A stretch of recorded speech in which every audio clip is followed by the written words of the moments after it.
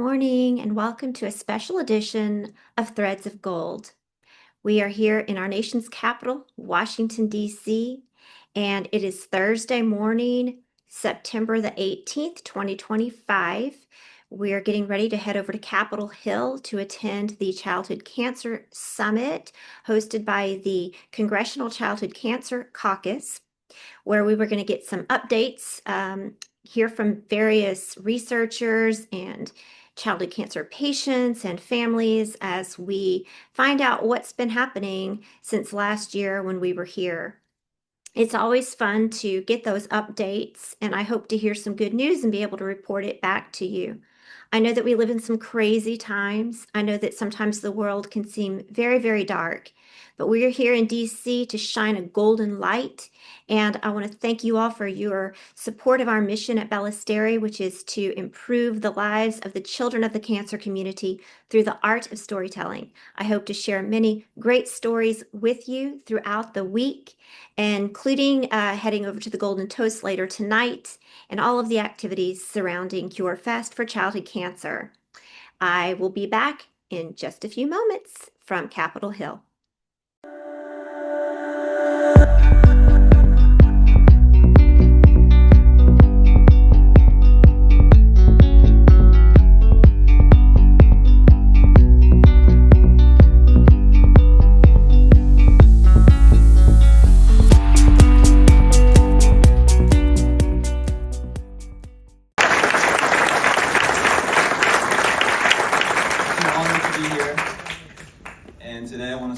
Question for the audience.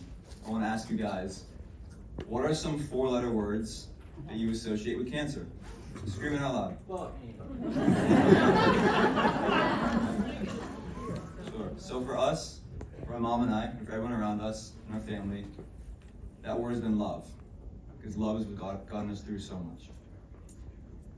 Like you said, when I was 14 years old, I lost my father to cancer. And when I was 18 years old, I remember I started to feel fatigued. I was a windsurfer on the Olympic development team. I was a college freshman, athlete, a student. When I was home from the COVID lockdown, I remember getting home and I started to feel very tired. For a few months, this fatigue kind of just dragged on, but at first I didn't think it was much because I wasn't in school, I wasn't working out, I wasn't windsurfing, I wasn't surfing, the beaches were closed, the gyms were closed, schools were closed. I didn't think much of it until a few months later when I developed night sweats, fevers, and chills. And at that point, my mom and I, we decided to go see our family pediatrician to do some routine blood work.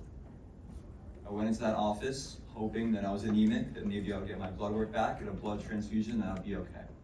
Because that's what Google told me. And a few days later, we got the results back from that blood test.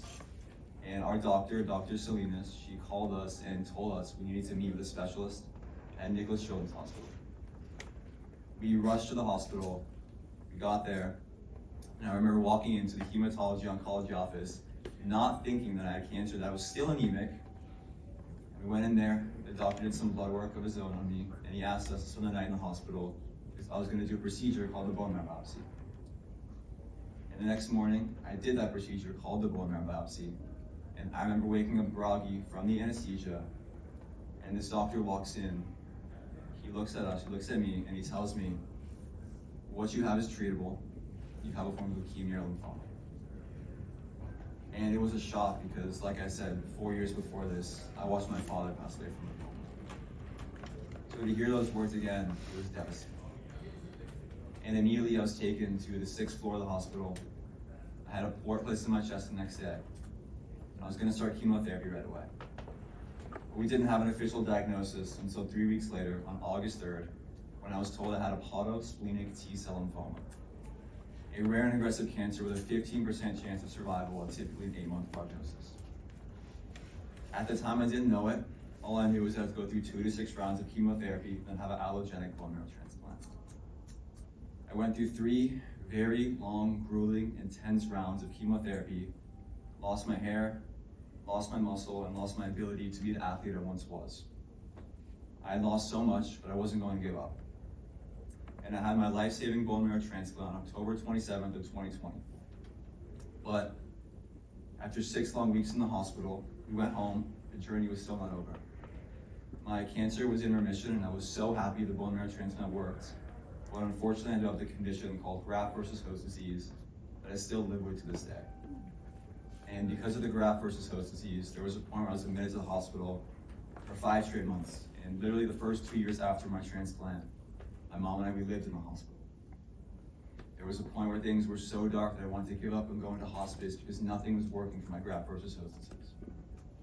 And I'm still dealing with the long-term effects of GVHD as I'm on a clinical trial right now with immunotherapy for my graft versus host disease.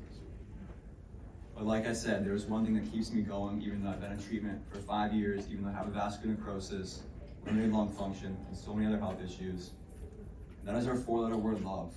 That is people like you guys that work so hard to make this community a better place and to advocate for childhood cancer research and grants.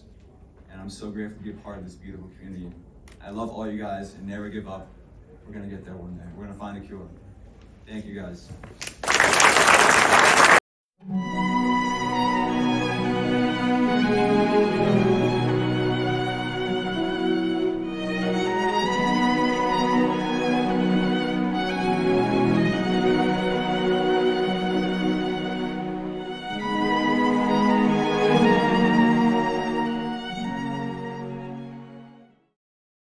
Well, it's Friday morning. Last night we attended the Golden Toast. I hope you enjoyed some of the photos from that event. It's always such a great event hosted by the Carson Leslie Foundation in Dallas, Texas. And we just always love going there and seeing everybody there dressed all up in their splash of gold.